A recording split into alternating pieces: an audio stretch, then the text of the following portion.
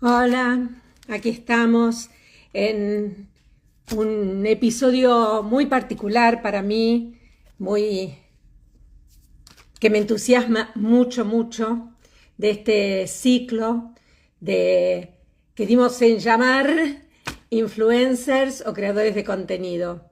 ¿De qué se trata este nuevo mundo a través del cual nos informamos? ¿Es realmente nuevo? ¿Cómo cómo va impactando en la educación, en la construcción de valores, en la democracia? Hay mucho, mucho, mucho para conversar y ustedes conocen y que espero que aparezca porque yo le di a aceptar, así que en un ratito debería estar apareciendo y que se llama, ahí está, Mariana B. Maggio.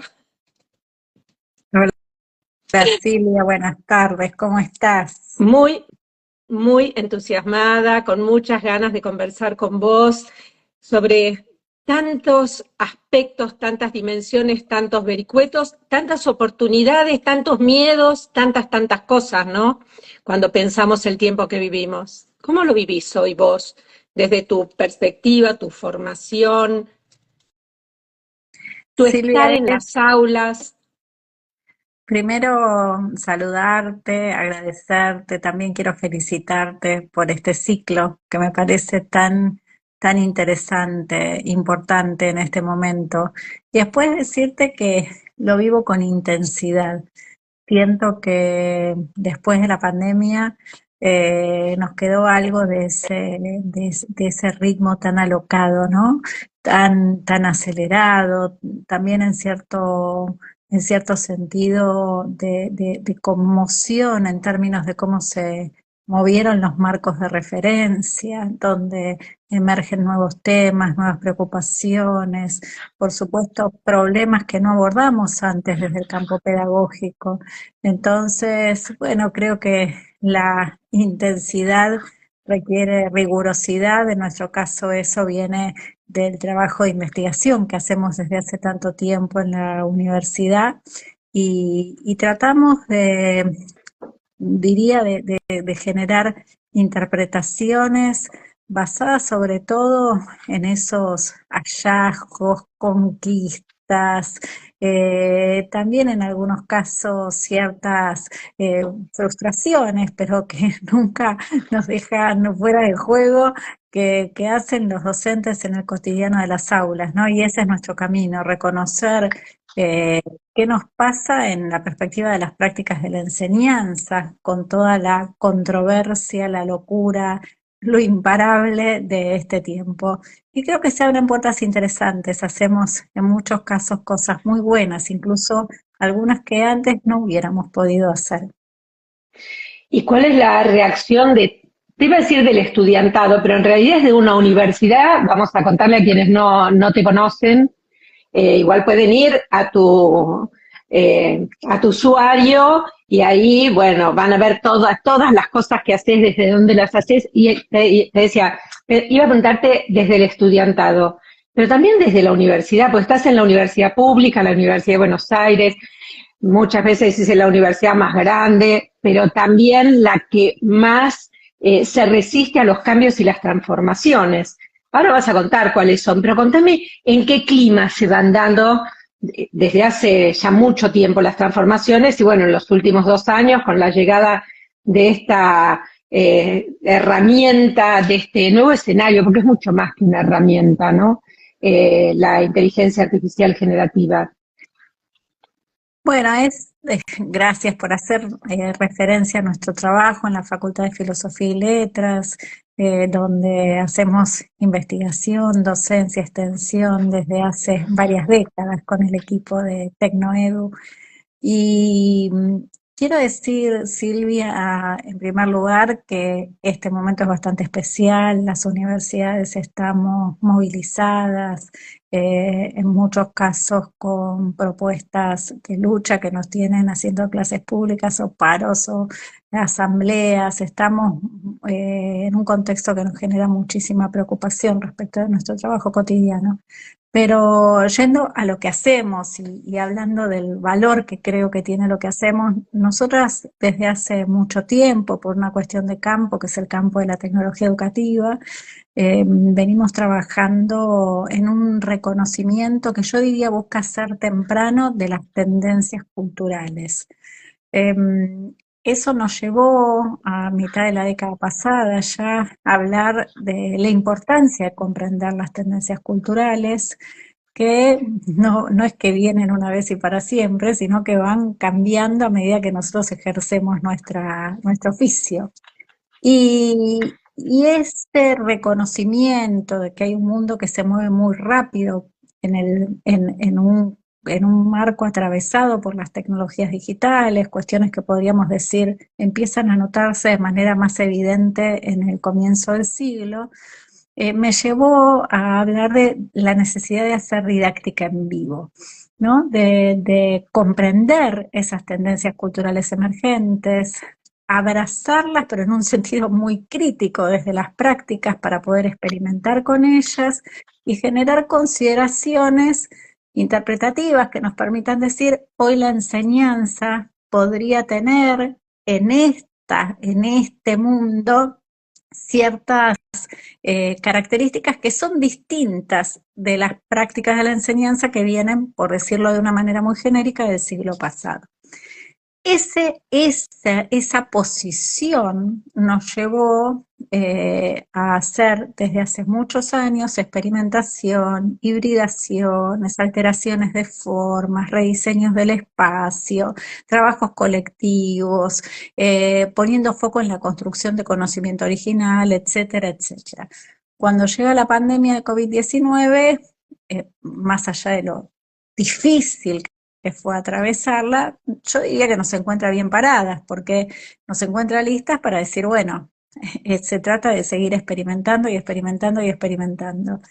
Y desde ese lugar trabajamos compartidamente con muchísimos colegas en el país, en la región, desde estas construcciones. Ahora bien, cuando de nuevo si entramos en la pospandemia, pero además viene este nuevo saque que es el despliegue de la inteligencia artificial generativa a escala, nuestra posición, digo, se mantiene. Es decir, este es un fenómeno cultural que nosotros tenemos que poder primero comprender, mirarlo desde una perspectiva crítica, pero a la vez experimentando en las aulas, entendiendo sus sesgos, sus problemas, sus inadecuaciones, sus alucinaciones, sus patrones, tensionándolos, pensando que esto puede ser también una manera de amplificar la producción de conocimiento original en las aulas, etcétera, etcétera. Y a ese trabajo nos entregamos, ¿no? Y para mí esta es como una marca que nos define, es decir, frente a un fenómeno de estas características uno no puede mirar para otro lado. No puede hacer caso omiso, no puede creer que se resuelve prohibiendo, no puede. Entonces, ¿qué nos queda? Una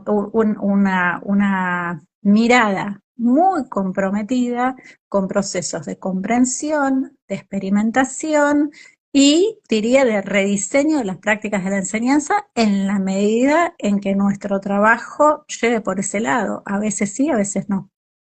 Mucha de la gente que nos está siguiendo seguramente no son docentes y te escuchan y yo me preguntaría, yo lo conozco, así que lo podría contestar, pero acá estamos conversando con vos, eh, con alguna de esas prácticas innovadoras, diferentes, disruptivas, que le dan oxígeno a esa didáctica en vivo. Danos un ejemplo. Mira, voy a poner Uno, un dos, ejemplo, lo que quieras. sí, voy a poner un ejemplo bastante sencillo. Eh, a nosotros, de nuevo, en este contexto nos preocupa incluso más que antes la construcción de conocimiento original. ¿Por qué? Porque lo que no es original, entre otras cosas, puede ser fácilmente alcanzado a través de estas soluciones tecnológicas emergentes. Ahora bien, cuando uno habla de construir conocimiento original, por ejemplo, en una materia de grado, en cualquier disciplina, no solo en las que tienen una orientación tecnológica tan fuerte como las nuestras, uno podría decir, bueno, ¿qué pasa si nos proponemos sobre un eje de debate, de cuestionamiento, de indagación, escribir un libro colectivo en el transcurso de un cuatrimestre entre las 80, 90, 100 personas que tiene este curso. Y ese es un ejercicio que es difícil, ¿no? Que es difícil, que requiere marcos, acuerdos, sistematizaciones, exploraciones, revisiones. Ahora, ese ejercicio hecho con inteligencia artificial generativa, con cualquier despliegue de inteligencia artificial generativa, hoy es posible. Y hasta hace muy poco tiempo no era posible, porque no hay manera de generar ese tipo de construcción en el marco de una materia, con el tiempo acotado que tiene una materia, incluso si trabajamos muy dedicadamente. Y sí es posible. Entonces imagínate, por ejemplo, imagínense la posibilidad de, en el transcurso de un mes, decir, no es que la cátedra publica un libro, no es que el equipo docente especializado, no, este colectivo que integra docentes, estudiantes y, por qué no, otros actores de la sociedad frente a determinado tema, por ejemplo, de interés, digamos, para las políticas públicas, tiene un libro, un objeto cultural libro, que no está en el chat GPT, no, que es una construcción original que fue posible, entre otras cosas, gracias a indagaciones, ejercicios, revisiones, con todo lo que esto necesita de revisión, hecho en esta asociación virtuosa con estos despliegues emergentes. Y si eso es posible, yo no me quiero perder esto. Y ese es el tipo de trabajo que hacemos. Ahora, Le bien, quiero uno decir a puede la decir, gente, un mira, segundito, solamente, ahora continúas, pero decirle a la gente que si quiere opinar, si quiere preguntar, estamos atentas ambas, entre las dos vamos a ver bien, mejor. Pueden hacer los comentarios y preguntas que quieran, dale, perdón. no, solo quería decir que este es un ejemplo posible de infinitos ejemplos posibles, ¿no? Pero digo, así como uno dice, o a mí me interesa decir, bueno, publiquemos un libro sobre este tema, alguien podría decir, bocetemos una política pública, desarrollemos un simulador sobre determinado tema, hagamos la construcción de un museo virtual para la comunidad. Digo, hay algo de esta palanca que ayuda a acelerar muchísimo la construcción de conocimiento. Entonces creo que por ahí hay algo para no perderse. En el Ahora, interín aprendemos críticamente sobre inteligencia artificial generativa, además de todo lo que tenemos que aprender. claro, te escucho y diga si estuviera algún reconocido ex conductor radial, diría, pero ¿y entonces qué hacen los docentes ahí? Los ¿Cuál es? docentes ahí, los No, docentes digo, ahí, pienso, podría decir, como sí, dijo, ¿por sí. qué no están los robots o la inteligencia artificial generativa que tienen más paciencia, que no tienen problemas con los chicos? Esto lo agrego, ¿no? Digamos, lo amplifico. ¿Cuál es el rol de la docencia en ese caso? Si el objetivo es crear un libro para desarrollar una política pública o un museo virtual, ¿por qué no pedirle directamente a alguna de estas inteligencias artificiales, chequear con varias y llevarlo adelante? ¿Por qué la escuela? ¿Por qué la docencia? Primero porque nosotros necesitamos darle a esto el tono, la inscripción en el problema local que nos interpela, que nos preocupa, que tiene muchísimo de nuestra identidad. Eso no está ni remotamente contemplado en los desarrollos actuales de la inteligencia artificial generativa. Segundo, porque para crear con este libro, por ejemplo, ese camino de construcción de conocimiento original, hace falta un docente que es el que entiende el campo, el que entiende cómo acercarse a una construcción de estas características, el que puede dirimir hoy mirando incorrecciones, inadecuaciones, etcétera, etcétera, qué es válido, legítimo, confiable, ayornado, etcétera, etcétera, de lo que no lo es. Porque el docente es el que crea esta idea adecuada para un momento, para un grupo, para un campo disciplinar en lugar de otra. Hay un tema de diseño que no va a venir de la inteligencia artificial generativa. Lo que puede venir hoy de la inteligencia artificial generativa es decir, bueno, dado este temario sobre tecnología educativa, te voy proponiendo algunas actividades, te voy proponiendo incluso actividades grupales, podrían seguir por este camino o por otro, pero eso tiene como la marca de lo que ya está, la marca de lo que se puede montar sobre la base de un cierto estado del arte, que en general además está construido en los lugares centrales, está basado en patrones que no necesariamente condicen, por ejemplo, con nuestra preocupación por la inclusión, y no necesariamente está ayornado a los últimos tiempos y no necesariamente incluye bibliografía latinoamericana y muchas veces tiene un sesgo de género. Entonces, el armado de todo ese lugar de construcción, que es el que nosotros queremos recorrer para educar, digo, hoy en este momento, hoy, no sé después, necesita, pero necesita probablemente más que nunca antes del trabajo de un equipo docente. En ese sentido, cuando hablabas recién, Mariana, y es un poco también para volver, siempre la inteligencia artificial generativa hoy es como que ocupa toda la escena y eso nos impide ver otras cuestiones que a mí me parece clave decir, bueno, está aquí, cómo la usamos, cuál es el rol docente, la empatía, la mirada, la comprensión del contexto de vida del otro, ¿no? De ese estudiante o de ese grupo de estudiantes. Pero vos hablás de las tendencias culturales tempranas, de esta identificación imprescindible para poder ir en lo posible, con errores, por supuesto, seguramente, no por supuesto, posiblemente, aunque uno cometa errores, acompañar o anticipar lo que viene.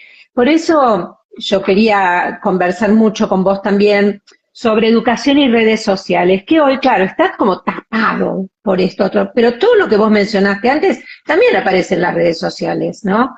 Entonces, bueno, para arrancar con este punto, yo tomaría la pregunta de Cami Echegoyen para que después la vayamos desagregando y tensionando, como dice ella, que dice, en relación a los influencers y la creación de contenido, ¿qué relación tiene con la formación docente? Este campo está muy tensionado con las tecnologías y la necesidad de generar conocimiento original. Esto nos dice Cami. Y claramente tiene ahí todo un tema muy fuerte. Si pensamos que, según los informes, distintos informes, pero vamos, por citar solo uno, el del Instituto Reuters y la Universidad de Oxford, es cada vez más alto el número de jóvenes, ciudadanía en general, pero jóvenes en particular, que migran de los medios tradicionales, que ya no estaban, pero también de los portales, a videos cortitos para informarse, ¿no? Y en ese informarse, bueno, aparecen los influencers, aquellos que tienen una formación, un conocimiento y una conciencia de responsabilidad con millones de seguidores o 100.000 seguidores, no importa, y aquellos que no la tienen, ni la formación, ni el conocimiento, ni una perspectiva ética de su trabajo, ¿no? Fundamentalmente lo usan como un espacio de construcción de pyme, de una pequeña empresa. Y ahí, ¿cómo se piensa desde, o no cómo se piensa, no sabemos cómo se piensa, pero cómo podemos pensar esto? A ver, Silvia, hay como varios temas que se abren tanto en la pregunta de Cami como en tu reflexión. Creo que nosotros desde el sistema educativo y en alusión directa a la pregunta de Cami, desde la formación docente, tenemos que reconocer y poner en juego estas tendencias culturales. Con esto, ¿qué quiero decir? Que concretamente acá hay cuestiones que tienen que ser parte de la formación docente. cómo se trabaja, por ejemplo, en estos nuevos formatos que implican, por ejemplo, que nosotros estemos haciendo un vivo en este momento, con ¿Esto lo sería que significa. didáctica en vivo? No, no, no sé. Pero lo que sí sé es que nosotras, digo, que estamos acostumbradas a hacer docencia en un aula presencial y que podemos escribir un artículo o podemos escribir una editorial para un diario, también tuvimos que prepararnos para hacer esto que estamos haciendo ahora, ¿sí? Y me consta que, por ejemplo, todo lo que vos trabajás, lo que yo trabajo, para decir, bueno, ¿qué implica salir en un vivo? ¿Qué implica hacer un video de 3 minutos? Cómo se construye un hilo en Twitter, cómo se genera material para una red social como Instagram. O sea, ahí hay todo un capítulo de nuestra preparación que hoy es una preparación que alude a la formación docente de base, necesariamente. ¿Por qué? Porque nos gusta, para ser más modernas, para ser... No, porque en las tendencias culturales contemporáneas hay algo de lo que se está jugando, digo, por ejemplo, aparece en el análisis de Jorge Carrión, que tiene que ver con aquello que es para volverse viral, es corto, en un punto es más fragmentado, en un punto es instantáneo, en otro punto es audiovisual. Bueno, toda esa calidad de la producción de contenidos no es la que a los docentes eh, nos sale, primero no es la que nos sale más fácil, pero no es la que nos sale más fácil porque en general venimos de una formación en la que se apuntó a la cultura letrada, a lo que perdura, a lo largo, eso que requiere mucha dedicación para ser entendido, etcétera, etcétera. No tiene nada que ver con la cultura contemporánea. ¿Eso quiere decir que no lo defendamos? No, eso no quiere decir que no lo defendemos, pero tal vez para llegar a ese lugar que nos gusta tanto, hay que construir algún tipo de puente con las nuevas generaciones, con los formatos que los jóvenes consumen, con aquello que los atrapa y que se refleja en estudios como el que estás planteando, donde vos decís, bueno, los chicos y las chicas no leen los diarios en el formato en que nosotros lo leímos. Perfecto. Se informan a través de las redes. Genial. Ahí hay una oportunidad, pero la oportunidad consiste en que yo pueda estar en las redes, pueda moverme en las redes, pueda generar contenido para las redes y que si voy a ser docente, eso ya lo haya aprendido muy tempranamente en nuestra formación, en mi formación. Bueno, creo que ahí hay un capítulo, ¿no? Importante para trabajar y para reconocer. Esto es parte del oficio, esto requiere formación que a veces supone desarmar ciertos modelos más habituales de hacer y tiene que ver con enseñar en este momento de la historia. ¿Lo elegimos? Bueno, probablemente no, pero es lo que nos toca. Y si es lo que nos toca, nosotros todavía tenemos que ver cómo ser relevantes, ¿no? Y cómo llegar, y cómo Tampoco es que producir, elegíamos lo anterior, ¿no?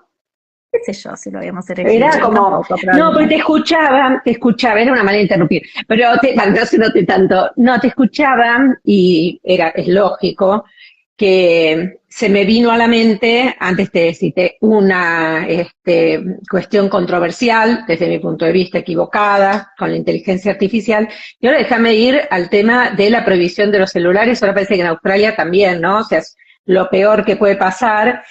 Mientras que en estos objetos culturales vagamente identificados, como los denomina Carrión, hay oportunidades. Yo digo, por ejemplo, tenemos que trabajar con síntesis. ¿Qué pasa si uno toma hilos de Twitter y trabaja previamente con la investigación, como decís vos, que hacemos vos y yo, y que, digo, hay que leer, hay que escuchar, hay que mirar, hay que discutir? Pero ¿qué pasa si una toma esas cuestiones, por decir, los hilos de Twitter o historias de Instagram o TikTok o lo que sea, como parte de la estrategia pedagógica? Por un lado, si eso es posible, si te parece interesante, no, y cómo se haría, y a la vez, cómo eso puede ayudar a la construcción de una mirada crítica hacia, crítica, digamos, en el sentido compleja, ¿no? En relación con influencers y con creadores de contenido. Silvia, yo estoy totalmente convencida de que eso hay que hacerlo. Creo que hay que hacerlo como, como bastante rápido, ¿no? Porque el problema que tenemos es que si nosotros no podemos capturar estas tendencias, estamos dejando un vacío enorme. Estamos dejando un vacío enorme que uno podría decir, bueno, va a ser ocupado, entre otras cosas, por la inteligencia artificial, pronto, ¿sí? Generando todo tipo de materiales que cubren un espacio de manera, para mi gusto, probablemente superficial, respecto de cosas que nosotros podríamos hacer con toda nuestra mirada, nuestra trayectoria, nuestra amorosidad y nuestro expertise disciplinar y nuestra humanidad, lo cual no es menor.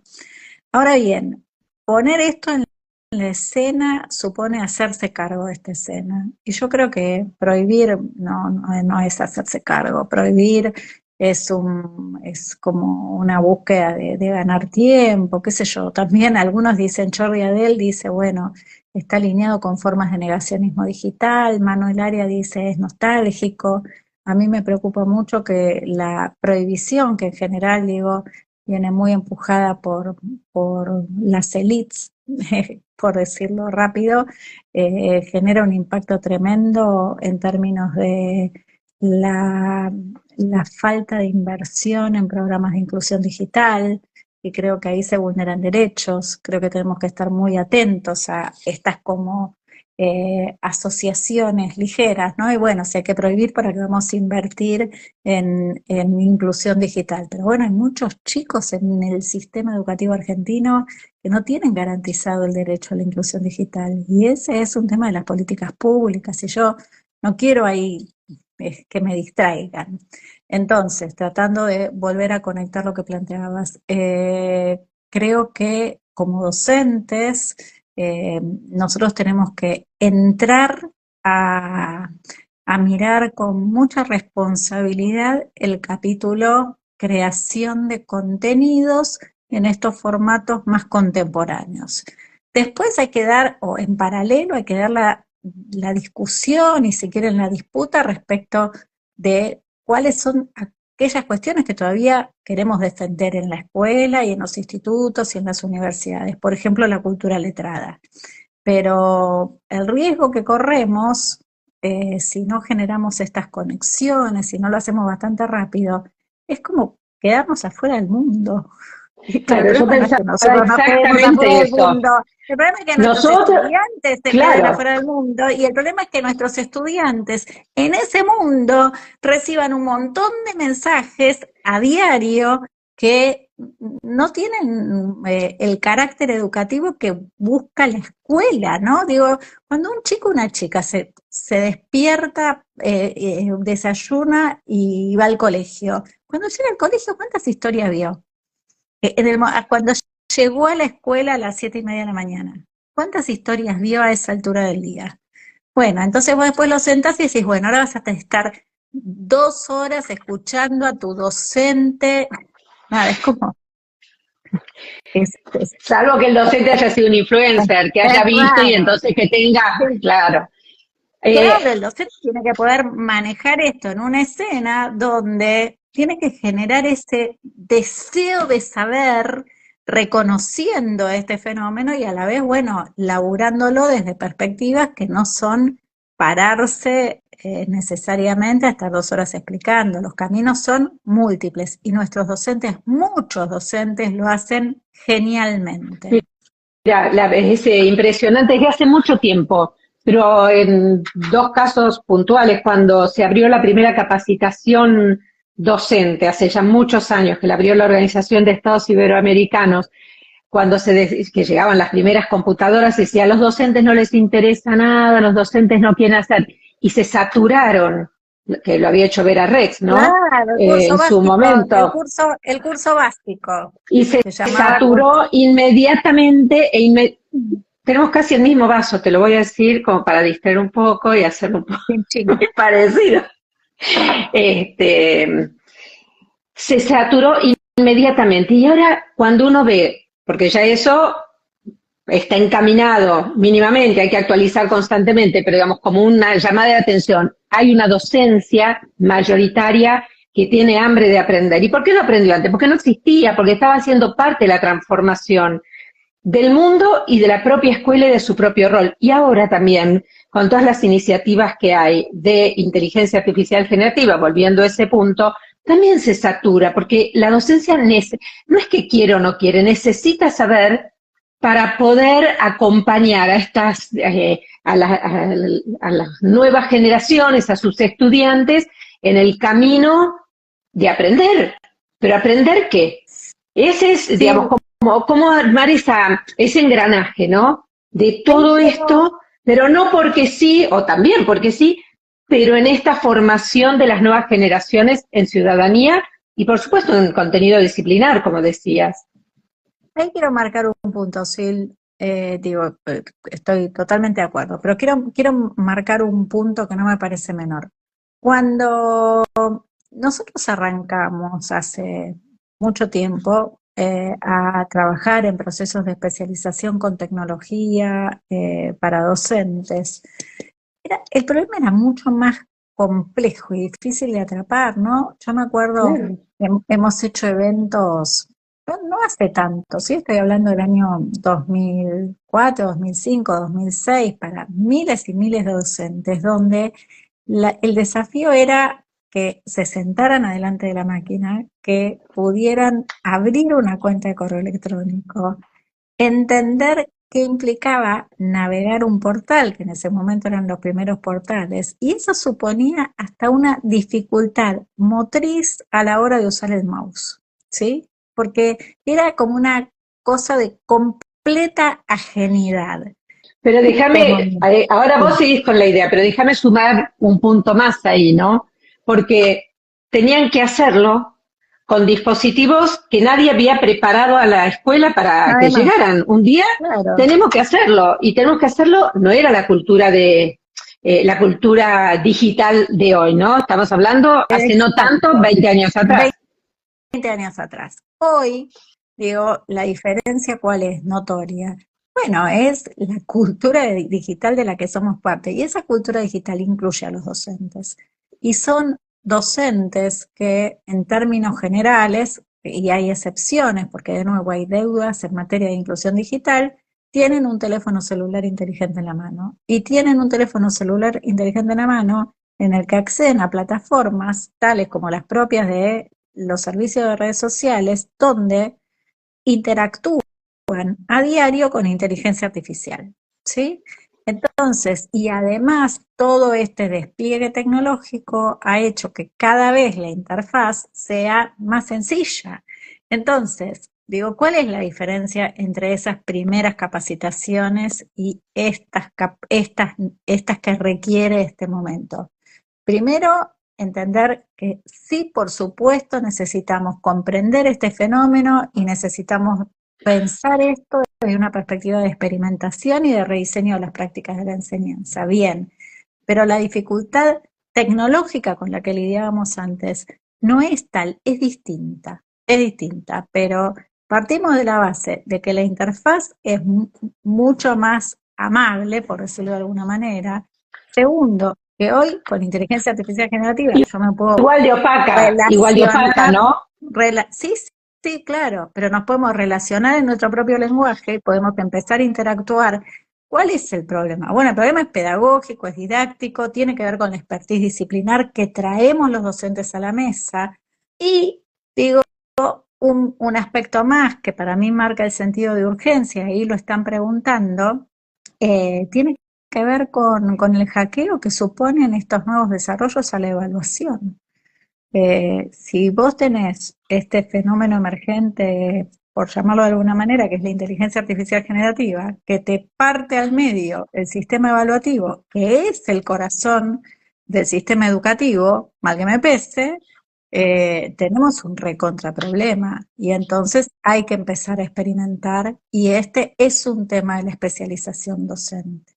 Entonces, el problema es de otro carácter, es cultural, epistemológico a la hora de comprender estos desarrollos y es experimental, diría, en sentido didáctico. Lo que no creo que podamos hacer es mirar para otro lado, porque hubo muchos docentes a lo largo de estas 2 décadas que dijeron, no, bueno, pero esto no es para mí, no me siento tan a gusto, lo veo que lo hace y me encantaría poder hacerlo, pero no encuentro el camino.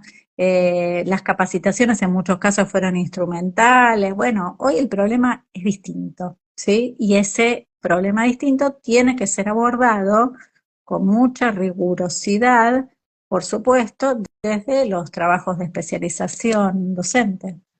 Algo que vos señalaste antes y quedó ahí como al pasar, pero que para mí es clave también y me súper interesa escucharte es cómo hacer para una formación docente tradicional, que ya no es tanto, ¿no? Porque va cambiando, sigue siendo muy disciplinar, muy focalizada, pero ¿qué pasa con la voz de los estudiantes? Vos y yo hemos leído a Serrés de ida y de vuelta con sus pulgarcitas De 1000 veces, memoria. lo hemos conversado y a tantos otros, ¿no? O sea, pero ¿cómo uno puede pensar una educación sin la experiencia de las chicas, de los chicos en este campo, eh, para que realmente sientan que tienen algo ahí para aportar y construir y volver a darle sentido a una escuela que muchas veces desde distintos espacios, a veces desde los medios de comunicación, se bardea, se pelea, se deslegitima, ¿no?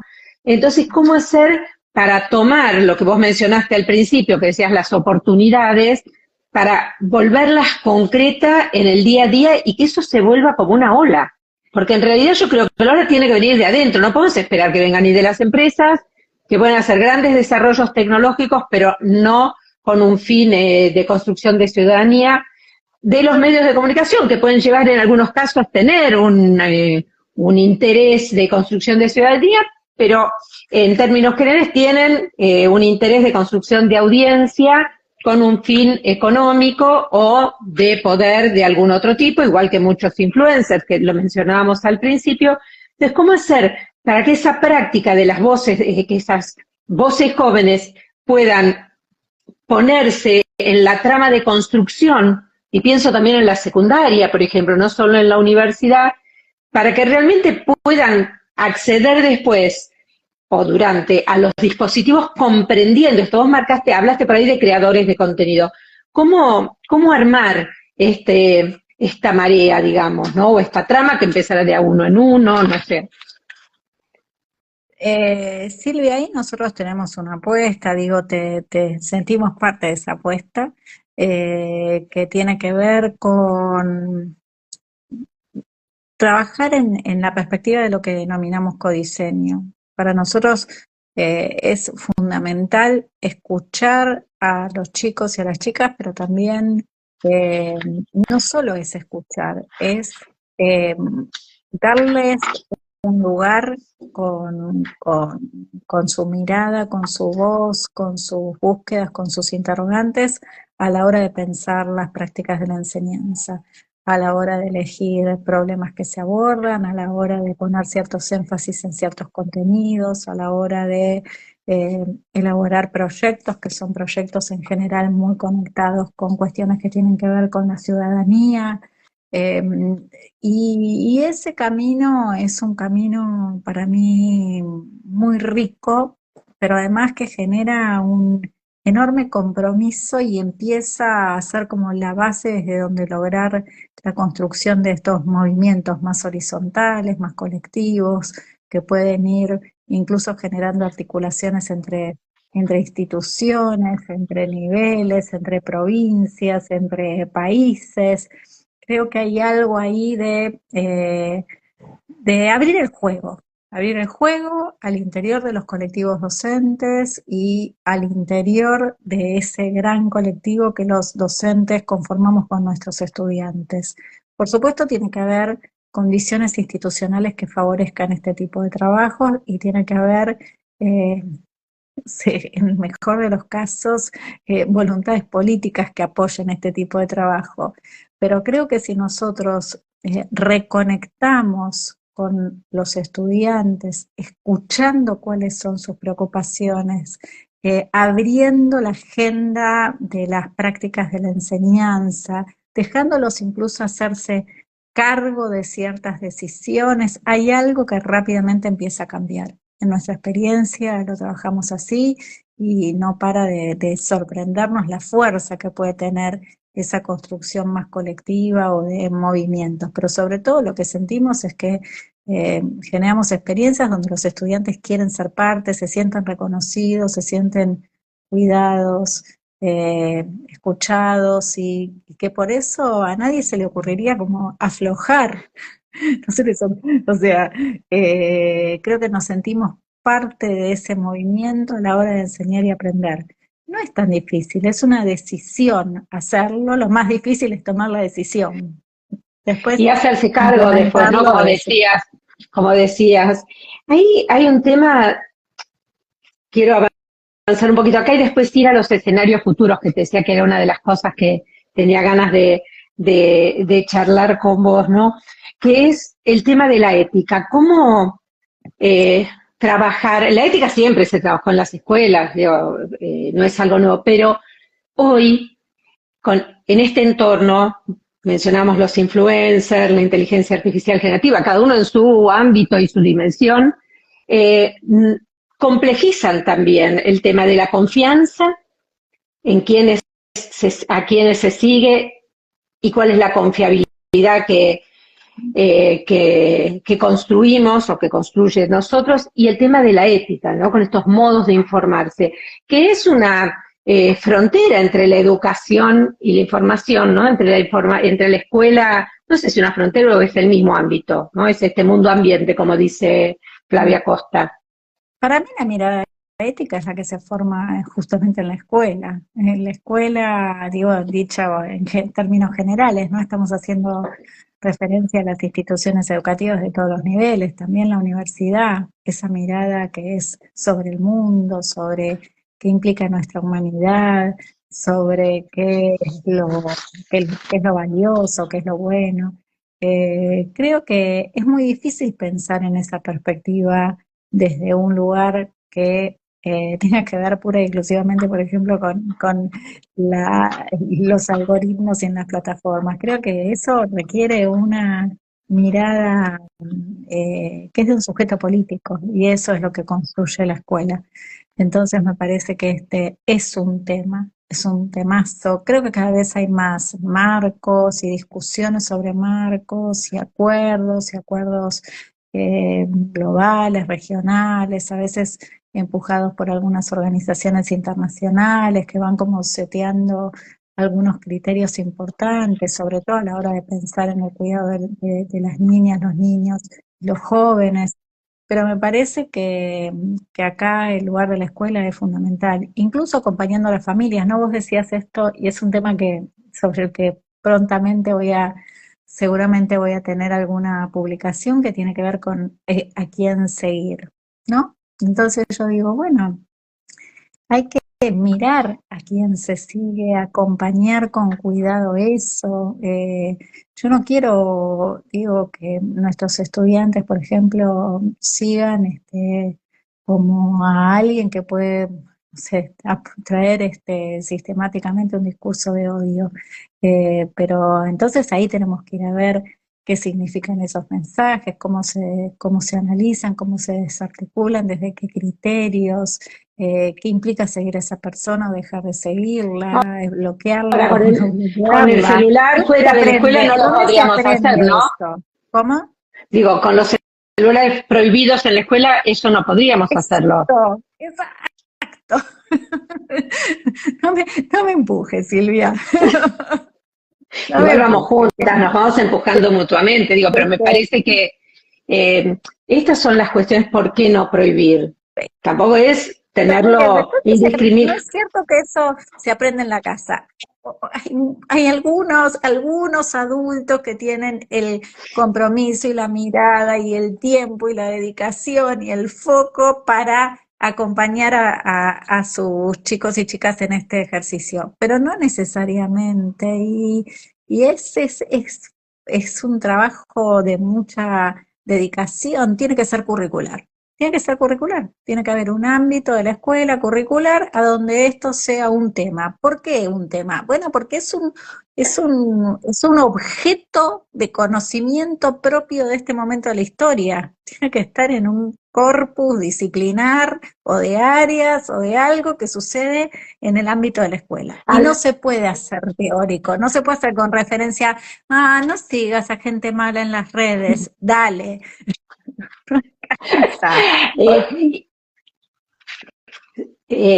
Indudablemente es necesario tener espacios, pero también tener un plantel, un cuerpo docente que pueda llevarlo todo el tiempo, porque justamente es parte de la transversalidad del conocimiento, ¿no? Acá está diciendo Marce Brice, la mirada ética es Marcela exclusiva de la escuela. Briceño, le mandamos un gran abrazo a la colega. Dice, la mirada ética es exclusiva. Ahora hablamos de ella y en un rato, si querés, hablamos con ella. Pero la mirada ética es exclusiva de la escuela. Ahí radica la importancia del rol docente. Y dice, qué bueno que lo digan ustedes, ¿no? Bueno, pero qué bueno que suceda, más que que uno lo diga. Yo ahí, sí, a mí me parece que más allá del espacio donde uno pueda trabajar estos temas, cualquier docente puede utilizarlo, por ejemplo, pienso yo, para corroborar un profesor de historia, corroborar influencers que hablen o creadores de contenido que hablen de historia y que no tengan una formación o cuyo mensaje sea errado o esté plagado de sesgos o invisibilice determinados esté plagado de estereotipos y estén por allí señalados, determinados sesgos. Puede ser historia o puede ser cualquier disciplina, ¿no? Puede ser vacunas, puede ser, sí. Ahí hay un tema, ¿no? Porque por un lado, podría decir, hay bots haciendo en este momento contenido sobre la historia, ¿sí? Y entonces vos entras a YouTube y te aparecen estos contenidos y además si en algún momento tuviste la idea de cliquear uno, te van a aparecer por el resto de la historia, por el resto de los días. Ahora, esa es una cuestión, poder dirimir esto, qué anclaje tiene, si tiene correspondencia con con algún desarrollo conceptual decente, por llamarlo de alguna manera, actualizado, si hay fuentes, si hay referencias, si esto es una mentira flagrante que alimenta tu enojo, o si al contrario es el fruto de un trabajo de investigación. De nuevo, ahí ¿dónde se dirime esto? En el ámbito de nuestras instituciones. Pero, además, tenemos que encontrar a los buenos referentes. Y para encontrar a los buenos referentes, tenemos que tener gente formada, rigurosa, con un trabajo documentado, con una referencia institucional clara, con aportes constatables, que esté en las redes generando contenido. Porque si no, perdemos antes de arrancar. Este es el problema. Vos decís, a mí lo que más me gusta es hacer redes y qué sé yo, pero es como una responsabilidad moral de este tiempo. Así lo vivo. Y me parece que en este momento y con la inteligencia artificial generativa tenemos mucho más urgencia en términos de decir, bueno, ¿qué vamos a generar nosotros para ir a disputar esto? Porque el problema acá dice, no, bueno, la inteligencia artificial la inteligencia artificial se alimenta también de contenido que nosotros generamos o que dejamos de generar. Y ahí es donde tenemos que ir a pelear. Bueno, ¿cómo hacemos para que lo nuestro sea visible frente a estos motores gigantes con los que vamos a lidiar en los próximos años? Donde también hay estos motores gigantes que cada vez están más ensamblados con la política, ¿no? No hace falta que nombremos al nuevo presidente, al presidente electo de Estados Unidos con el hombre más poderoso y rico de un monopolio prácticamente tecnológico, ¿no? Y ahí, bueno, la educación cobra una vitalidad o una responsabilidad más que una vitalidad. La vitalidad dependerá de lo que hagamos.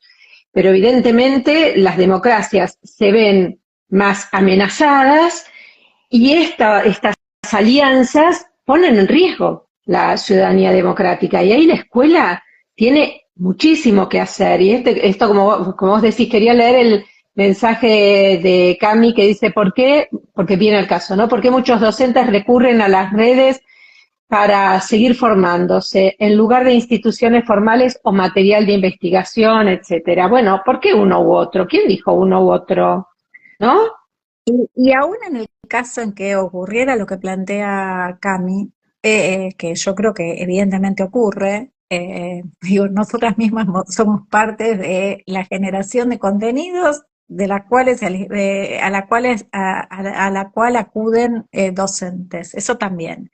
Pero a lo que voy es, eh, Cami, porque estas son tendencias culturales, de nuevo, volvemos como al punto de partida, de las que la gente participa, ¿no? De las que la gente participa, y si además son efectivas, porque reconocen que estamos corriendo todo el tiempo, que estamos saturados, que tal vez no tenemos el tiempo que requiere, por ejemplo, hacer una especialización o hacer una maestría, o dedicarnos a la investigación, etcétera, etcétera. Digo, el camino más a mano es el que tenemos en el celular, y esto es lo que hay que reconocer. Ahora, ¿eso qué requiere de las políticas, de las instituciones formadoras?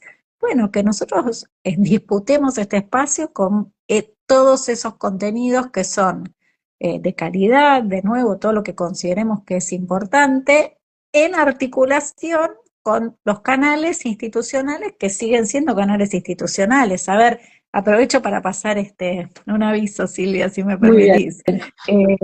Yo dirijo Después le ponemos el flyer. Dirijo una maestría en tecnología educativa en la Facultad de Filosofía y Letras de la UBA, cuyo primer año es un ciclo de especialización que conduce al título de especialista. Está abierta la inscripción hasta el 1 de diciembre, y ese es el canal formal, institucional, que consideramos que mejor podemos ofrecer para tener una mirada sistemática, rigurosa, actualizada, co-construida, colectiva, en un campo de conocimiento, que es el de la tecnología educativa, desde la universidad. Genial.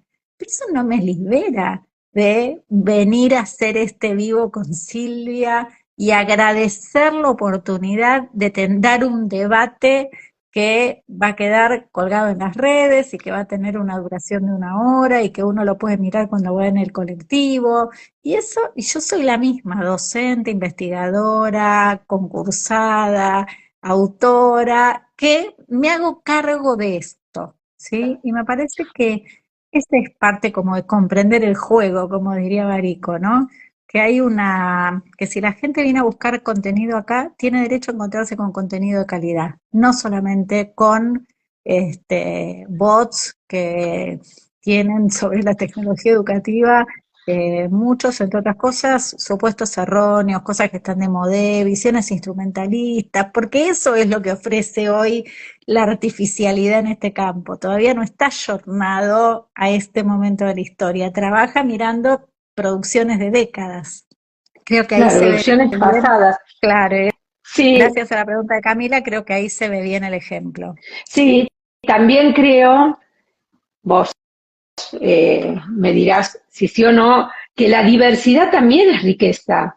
Pero yo pensaba, bueno, cuando nos formamos yo, había libro, biblioteca, conferencia, no mucho más. Era muy difícil. Bueno, la televisión educativa que era muy difícil. Ahora, hoy llegar a los congresos, Silvi, la verdad, cuando nos formamos, yo digo, nosotros íbamos a un congreso al año cercano, y cuando podíamos viajar a otra provincia para ir a un congreso, o ni te digo viajar a otro país para ir a un congreso, era con un esfuerzo gigante, a veces con deudas de por medio, con una dificultad. Hoy podemos estar en todos los congresos de la especialidad casi que se nos ocurra, porque todos tienen su versión híbrida y nos permiten estar todos los días en el debate, cosa que no querríamos ni podríamos hacer, pero que está sobre la mesa. Pero lo que iba un paso más allá, sí, estoy de acuerdo, iba un paso más allá. ¿Por qué optar solo por una? La riqueza de formatos Estés en la academia, no estés en la academia, está ahí a la orden del día. Hoy, bueno, vi la película Pedro Páramo, que está en Netflix, y después se escuchaba, ¿no? Distintas versiones. Pedro Páramo, hoy te lo podés bajar, y mientras ves la película, maravillosa, desde el punto de vista súper interesante, cuando estudié letras lo leí, quiero volver a leerlo, te lo descargas en un PDF y lo vas leyendo en tu pantalla, cual sea, no importa, pero de manera legal, gratuita. Después están todas las otras maneras, ¿no? Digamos, pero eso le diría, ¿no? A Cami, que la riqueza está en la diversidad, como en todo. Sí, pero también poder dirimir, ¿no? Poder adentro de la diversidad dirimir qué, qué es lo Entiendo lo que decís. superficial, qué es lo superficial y qué es lo profundo, Sí, pero qué es también, qué es- pero Marian, también eso te pasa con un libro. O sea, vos y yo sí, sabemos que sobre el campo en el que trabajamos hay libros que decís, pero ¿cómo publicó esto? ¿Quién le publicó bueno, esto? ¿Sí o perfecto. no? ¿Dónde se conforman los criterios para entender la diferencia? Por ahora se siguen conformando en el sistema educativo. Sin ninguna duda. Porque es donde existe, bueno, una, una trama de construcción de conocimiento, donde las voces las voces preexistentes y las voces jóvenes dialogan. Las lecturas Exacto. preexistentes, los objetos culturales vagamente identificados, no, identificados previos dialogan con los nuevos que están apareciendo y que no terminamos de comprender.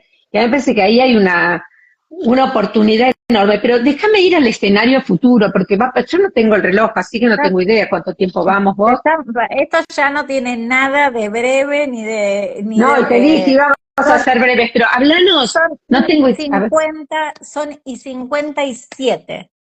Una Bueno, hora. qué ojo que tengo para la hora, qué ojo que tengo, pero no, quiero hablar en este vivo, ¿no? En este vivo, sobre cómo imaginás los escenarios futuros Complicado. vinculados. Bueno, esos son los presentes. Yo creo ¿Más que, complicados o complicados? yo creo, Silvi, yo los quiero imaginar con esperanza. eh, quiero imaginarlos en una matriz de derecho, en una matriz de inclusión, con tramas colectivas que piensan la realidad desde una perspectiva transformadora, eh, transformadora en el sentido de bienestar, en el sentido de inclusión, en el sentido de calidad, en el sentido de amabilidad.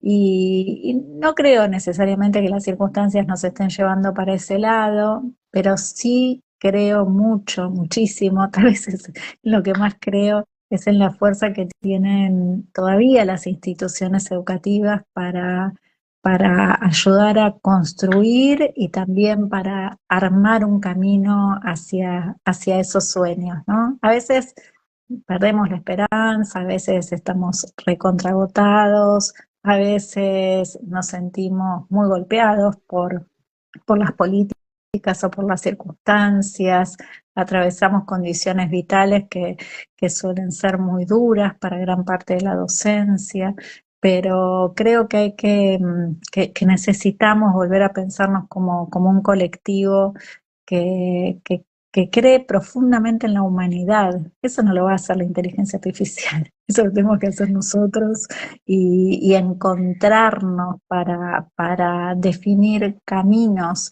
que nos lleven a defender esta humanidad. Una de las cosas que vengo planteando, Sil, ya hablé de esta escena, estoy trabajando con la idea de la enseñanza poderosa, que es una vieja categoría mía, en una perspectiva un poco, si querés, ayornada a este tiempo, y hablo de la enseñanza poderosa hoy. Y digo, ahí está Adriana Murielo que dice esta hermosura, ¿no? Las escuelas son cada vez más contraculturales y por eso siguen siendo un núcleo de esperanza, tal cual, tal cual. Y digo, quería decir esto, la enseñanza poderosa yo la veo hoy como en tres dimensiones. Una que tiene que ver con esta posibilidad de co-crear conocimiento original, pero hacerlo colectivamente y hacerlo en escenarios en los que interactuamos con inteligencia artificial generativa. Eso es lo propio del mundo que viene y yo creo que nosotros nos tenemos que hacer cargo de esto en las instituciones educativas de todos los niveles. Después hay una segunda dimensión en la que insisto que tengo que ver con la necesidad de experimentar pronto, entender de esto, profundizar nuestro conocimiento acerca de estos fenómenos y también ponerlos desde una perspectiva de estudio en la escena de las aulas y de cuidado en la escena de las aulas. Y hay una tercera que digo, tiene que ver, me parece, también con en un escenario donde lo artificial tiende a crecer. Nosotros tenemos que hacer que la humanidad tienda a crecer. Y creo que para eso lo más humano que tenemos sigue siendo el cuerpo en movimiento, el cuerpo performando, el cuerpo amoroso, el cuerpo abrazándose, es a la hora de construir vínculos en la escena de lo educativo, pero creo que ese rasgo de humanidad que pasa por nuestros cuerpos, no sé si es el que más hoy está destacado en la escena educativa, entonces quiero como retomar esto, ¿no? Y pensar en términos de nuestras humanidades, defenderlas y defenderlas desde la escuela, como plantea también ahí Adriana, como espacios contraculturales en una mirada que ya nos enseñó Freire, necesita ser esperanzada. Una esperanza, decía él, que viene de adentro y que no es individual, ¿no? Sino que empuja colectivamente. Exacto. Y ahí me quedé dándole vueltas a esto que vos decías de la humanidad y pienso, cuando se habla de comunicación, se habla de tecnología, habitualmente. La comunicación es humana, la tecnología son herramientas, artefactos, objetos, como quieras, puentes, ayudan, no ayudan, complican lo que, complejizan lo que fuera, pero el centro es la humanidad. Y así como durante mucho tiempo se trae y se lleva la tecnología, ahora en muchos lugares, incluidos algunos de nuestro país, se quiere prohibir las pantallas, tampoco se habilita, ¿no? Hoy escuchamos debates de literatura sobre qué puede decir un libro para un chico de 18, 19 años, cómo tiene que plantearse, si ahí se lo victimiza por darle opciones de lectura a una persona de 17, 18 años o sus docentes. Digo, hay un costado de la humanidad que tampoco puede entrar, ¿no?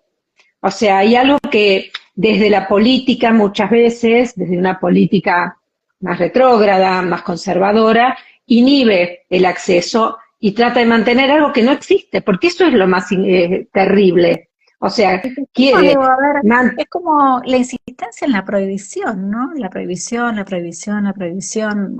Vuelvo a esta idea de Jordi Adel de estas prohibiciones vinculadas con ciertas formas del negacionismo.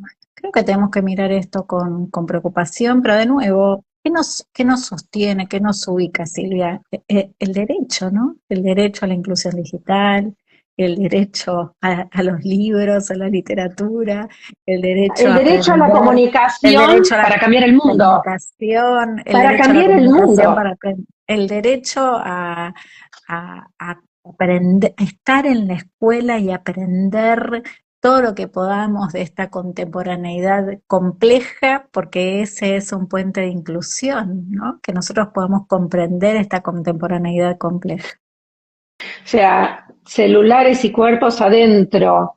Dice Bea Arroyos, buenas noches, muy interesante este conversatorio, un lujo las dos. ¿Cuál es la película que mencionó Silvia? Pedro Páramo, la acaban de estrenar, en realidad es un libro, una novela breve, un cuento largo que escribió Juan Rulfo hace muchísimos años, que tuvo algunas versiones previas en audiovisual, pero la diferencia de esta versión, la obra fue denostada cuando la escribió Juan Rulfo, porque no tiene, se borran los límites, un poco lo que estuvimos hablando hoy, ¿no? Se borran los límites entre la vida, la muerte, entre los actores, los protagonistas, y esta versión desde mi punto de vista, después ustedes nos escriben y nos cuentan si la ven, recupera esa mirada mágica de la literatura latinoamericana que tan valiosa es, ¿no? Entonces, bueno, ahí ni me acuerdo por qué lo menciono en el libro, pero bueno, porque era una opción de Gracias por ir la y venir. recomendación. Bueno, les Después me dices, agradecemos a todas las colegas por sus aportes, ¿no? A ustedes, gracias, Cami, que está por ahí, Adriana, Marce, mirá, eh, Marcela, las instituciones educativas Bea, siempre serán refugios de posibilidad. tal cual. No, tan interesante todo. Mariana, te súper agradezco. Te No, al súper. contrario. Mira, pienso lo mismo que quien escribió recién que se me fue, que dice, siempre es una alegría escucharte, Mariana, y vibrar en sintonía. Me pasa lo mismo.